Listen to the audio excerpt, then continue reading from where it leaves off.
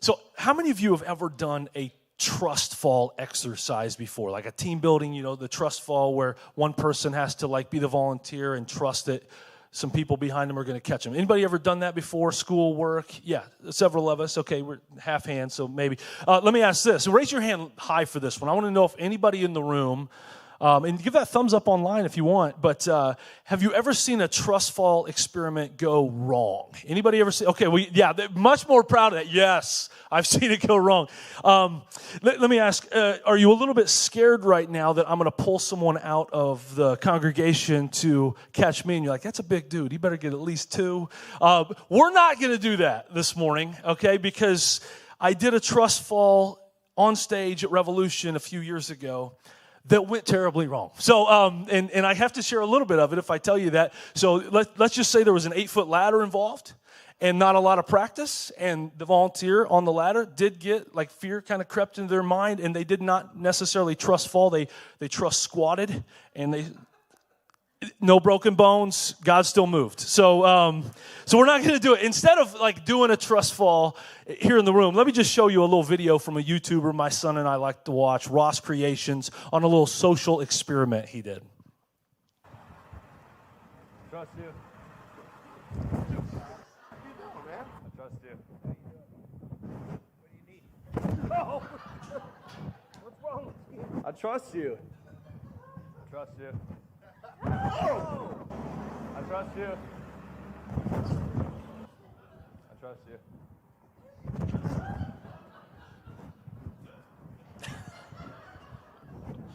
you. You are the first person to catch me. Thanks, son. I got it. Everyone tried, right? I mean, what the? So we'll get to that illustration in just a second. But again, last week kicked off this series called Moving Mountains, talking about mountain moving prayer. I love the imagery of that. I mean, what a time in our world where Christ followers need to step up, like, and pray for impossible things to happen within this community and beyond. So Joel challenged us to take Jesus at his word when he says this in Matthew chapter 17. Jesus says, these red letter words, Jesus, truly I tell you, if you have faith as small as a mustard seed, you can say to this mountain, move from here to there, and it will move. Nothing will be impossible for you. And Joel shared some really cool stuff about mustard seeds last week. If you missed it, catch up online if you missed it. But just this great story with Alexander the Great and mustard seeds, and some Jewish tradition involving like not planting a mustard seed because it would just take over the garden. And so hopefully like we captured the truth of that verse, and maybe even some of us, we've started to live it out. Like there's this 21-day prayer challenge where we are praying like mustard seed faith. God, move this mountain. I have this mountain in my life I'm asking you to move. And there's mountains on both sides of this stage. We are asking God to move a mountain. It's so interesting that Bridgeway is doing a series on prayer, because Revolution actually is doing a series on prayer right now as well, leading up to Easter, called Pray Like This. And what we're doing is we're looking at the Lord's Prayer and just kind of breaking down the different pieces of it, because one of the disciples kind of stepped up and said, they saw Jesus praying, and they're like, hey, would you teach us to do this?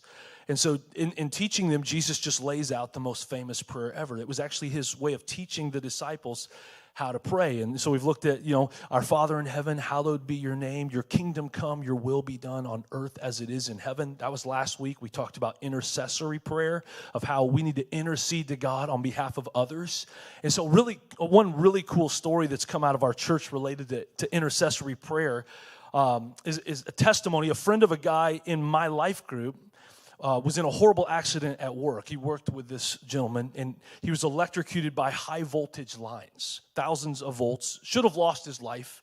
The electricity literally shot out of his extremities. He was placed in a medically induced coma, this back in the fall of last year. Several weeks, his left arm and right hand were both amputated, and it looked like all hope was lost. But our church was praying a mountain-moving prayer. God spared his life, is restoring his faith. He's getting baptized a couple weeks after Easter, we believe, full of hope for the future, still around for his family. And that's God. Like, God moved. And we love stories like that, right? Yet I also know stories like that can be hard to hear, because for some of us, praying a mountain-moving prayer feels like we were challenged to do a trust fall and no one caught us. You know what I'm saying? And we find ourselves like asking questions in the midst of it, like, did I not say the words right? Did I not have the right prayer formula? What was it? Did I not have enough faith? Was my prayer not the right prayer? And we can even go to really negative places like, does God not hear me? I mean, is there something wrong with me? Is that why this? Because I don't have a story like that yet. When I pray mountain-moving prayers, I go through what I'll call today the fight of faith.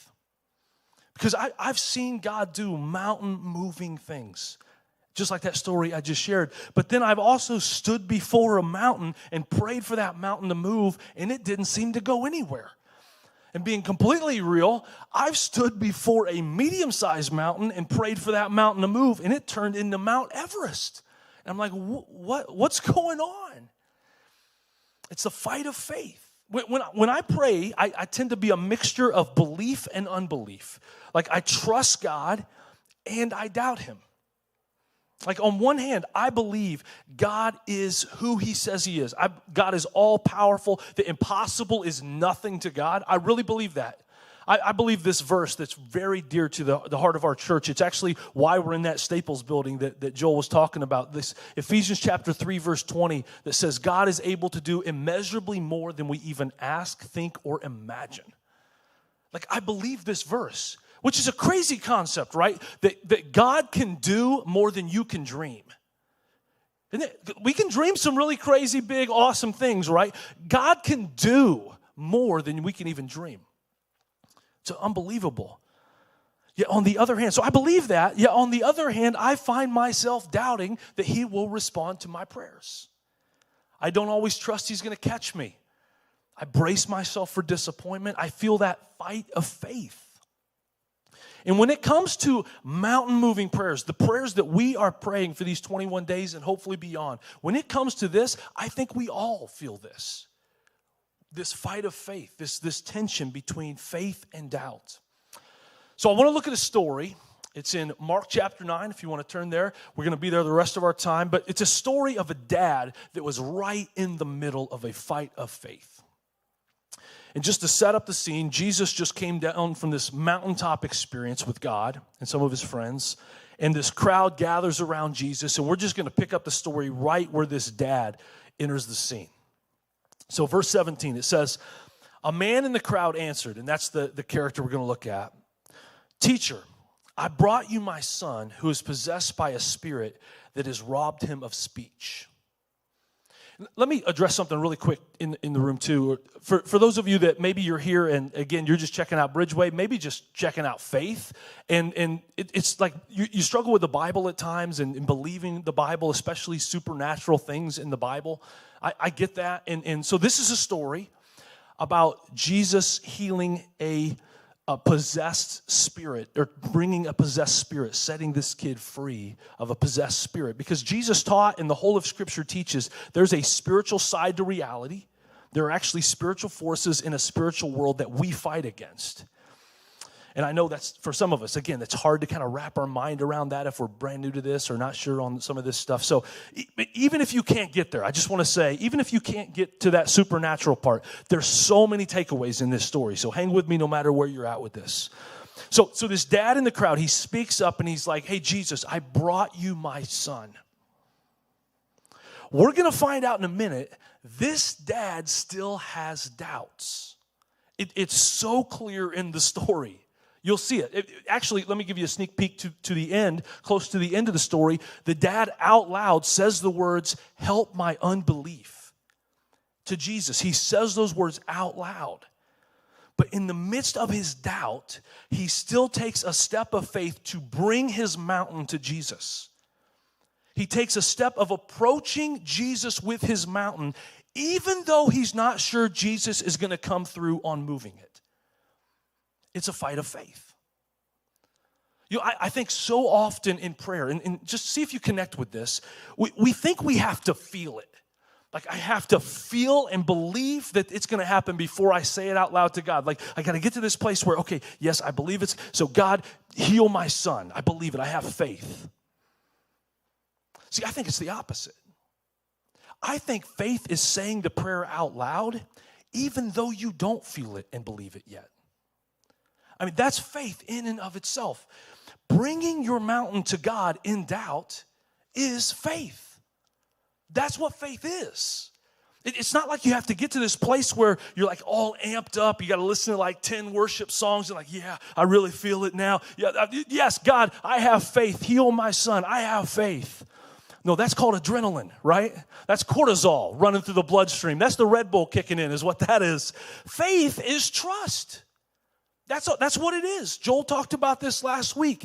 The evidence of this dad's faith is he brings his son to Jesus even though he doesn't quite feel it and believe it yet.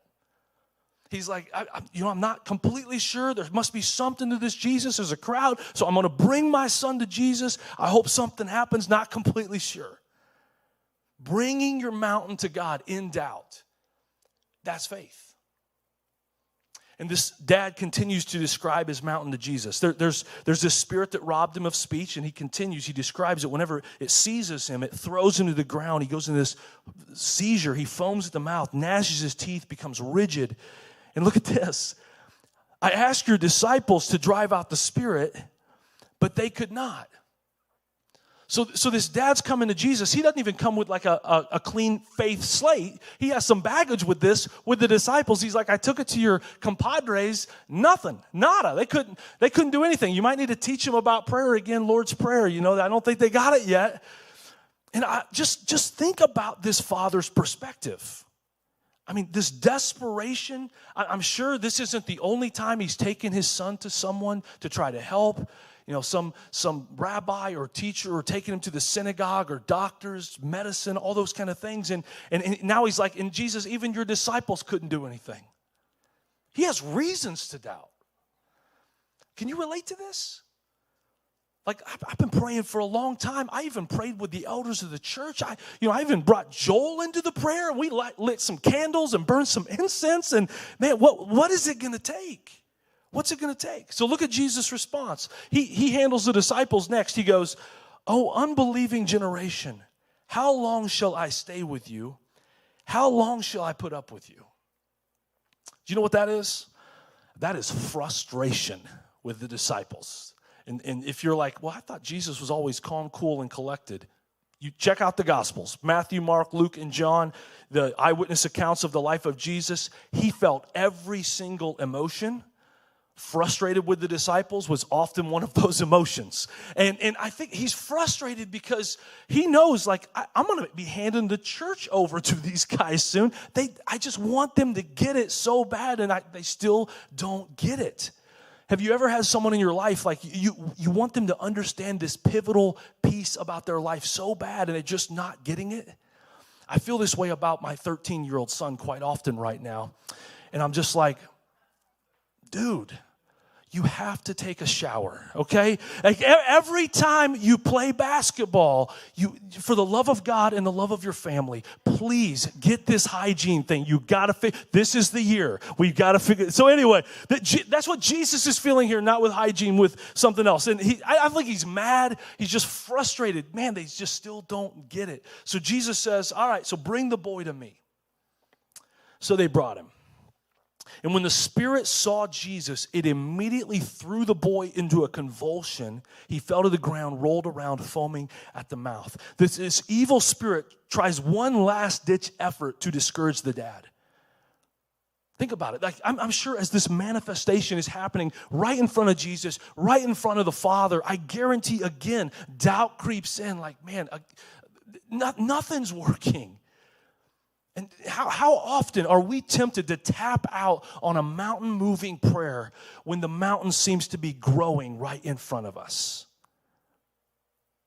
We brought it to Jesus. Don't give up. Okay, do not give up. Verse 21. Jesus asked the boy's father, how long has he been like this? From childhood, he answered. It's an interesting question, right? Because Of course, Jesus knows the timeline of this. He's Jesus. I mean, he knows down to the minute, the second, the millisecond of how long this dad has been struggling with this, how long this boy has been struggling. But he still asked the question, and I just wonder if Jesus asked this question to give the dad a quick flashback of how long he's been praying for this mountain to move. How long he's been, pleading with God. Like, not only is there this manifestation in front of him, but now he's reminded of the process, the journey that he has been through day after day, year after year. We don't know how old this kid is or how many years it's been, but if he says it's from childhood, we can assume it's several years of praying a mountain-moving prayer and nothing. Moving mountains often requires persistent prayer. Think about that. That's why I love this next step. It's not just about what happens in this room on Sunday in some sort of message. It's 21 days persistently praying for a mountain. And for many of us, I think that 21 days will just be the beginning of what it is to persistently pray. Maybe you've been waiting for your mountain to move for a long time. This mountain of debt or a mountain of sickness or an estranged relationship mountain, marriage mountain, financial mountain, work-related mountain. And I just challenge you, do not give up on that prayer. Even if the mountain seems to be getting bigger right in front of you, just like this story. Even if it feels like it's been 21 days, 21 years that you've been praying for this mountain. Moving mountains often requires persistent prayer. So this father, he is smack dab in the middle of a fight of faith. The disciples couldn't heal his son. There's this manifestation right in front of him. He's just reminded of the timeline of it. And here's what he responds with next. But if you can do anything, take pity on us and help us. But if you can. That does not sound like mountain-moving faith, does it? Oh, but if you can. That doesn't sound like much faith at all. And personally, I find so much comfort in this detail, in these quotes right here, because I've heard well-meaning Christ followers be like, if you just had enough faith, it would have happened. Like, if you just believed, then it would have happened. Like, if you just name it, claim it, have the faith, God will do it. I came from a religious background where prayer, it was all about the level of your faith, and you just need to have a lot of faith, and you can show you have a lot of faith by the volume of your prayers, and you can show you have a lot of faith by the length of your prayers, and you can show you have a lot of faith by the amount of tears you cry, and you can show you have faith by saying, I believe it, even if you don't believe it. See, this dude is just being real with Jesus. But if you can, that's where I'm at right now, Jesus. And here's another truth in this story. Mountains move even when we're in a fight of faith. Jesus understands our fight of faith. He knows we will always live in the tension between faith and doubt. That's where we'll be. And he wants us to move toward greater levels of trust in him as we move forward in this journey of following after him. But he's not put off by our doubts. He's with us in it, and he even moves in spite of our doubts. Mountains move even when we're in a fight of faith. So the Father exposes his fight of faith to Jesus out loud, and Jesus says, if you can, everything is possible for him who believes. To which the Father then says, and let's read this together. Everybody online, read it with us. I do believe, help me overcome my unbelief. Look, can we say that out loud together one more time? I really want us to get this. I do believe, help me overcome my unbelief. That's this talk in a statement right there. That's the fight of faith. I do believe, help my unbelief. I brought my son here, but I'm not sure. I'm coming to you with my mountain, but I'm struggling to see it move, so help me see it. And do you see what's happening here? Like, it's actually the first of two miracles that takes place in this story. In the midst of this dad being so focused on this mountain that's in front of him, Jesus actually works the first miracle and begins to shift the faith in the Father's own heart. Something begins to change in this dad's heart. He takes a step of faith from, but if you can, to I do believe, but help my unbelief. Jesus begins moving a mountain internally in his life. And then in the goodness and grace of God, he also heals the son, picks him up, casts the spirit out, and then both the Son and the Father are standing before the mountain mover, Jesus. Because Joel said it last week. When we pray mountain moving prayers, God will sometimes move the mountain, but he'll always change us. This was a discipleship moment for this dad. This was a faith deepening, a faith trust deepening experience with Jesus. And here's the last truth I'd just love for us to ponder before we take off today. Sometimes God moves a mountain in us before he moves the mountain outside of us. We can get so fixated on this thing that we're praying about out here that is so visible. We can see it so clearly. It's there. It's on our mind a lot. We worry about it. We're anxious about it. And we can be so fixated on this mountain out here that sometimes we can miss praying for the mountain that needs to shift right here and change right here.